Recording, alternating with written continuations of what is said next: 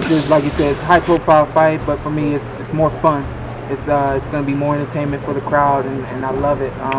As far as the fight itself, I've played it in my head thousands of ways, like I always do, and I've seen everything from me going the distance to me knocking him out. Different punches I'm going to knock him out with, the whole nine. So the way the fight will play out remains to be seen, but just know that we are ready. Is he the toughest opponent you've ever faced?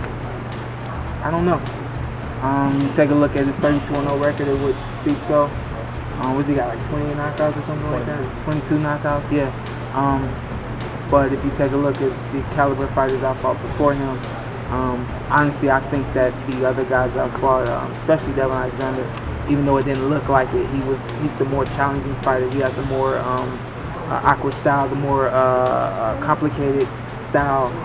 Kell Brook, not to call him plain or simple or anything like that, but he is more orthodox, straight up and down, jab, 1-2, 1-2-3. So he knows the basics, he knows them well. I know that, so I'm ready for it. I've watched probably six different fights or so, yeah, all the way back to as early as I could to his most recent. There's not very many welterweights, and Shawn fights at welterweight, and he stays within 12 pounds of that weight year-round. For 2 years now, he stayed within 12 pounds of that weight. He's disciplined himself.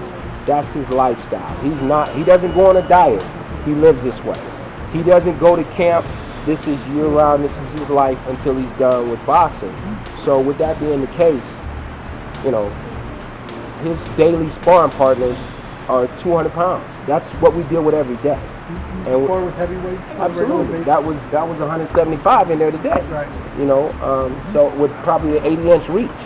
The kid's 6'4". You know, Ismail Salah is 21 wins and 2 losses, fought for a world title. That's been the chief sparring partner for the camp.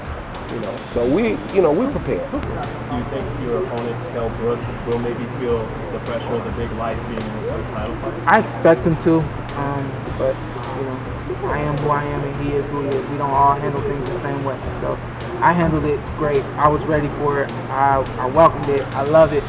So I don't know if he has that same personality, if he feels the same way. I do know that it's going to be a big crowd out there at the Stub Hub. I can't wait for it, man. I can't wait. I'm not going to take a look at it at the time, but I want to know what the ticket sales are like, the whole nine, because I'm very excited about that. But it being his second fight here in the States, over there on the West Coast, it's hot.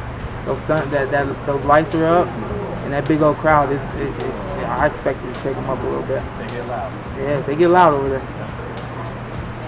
Mr. Porter, what do you guys think? You know, I heard your father speaking earlier about how it took 10 years for Kell Brook to get a title fight. He's had 32 fights.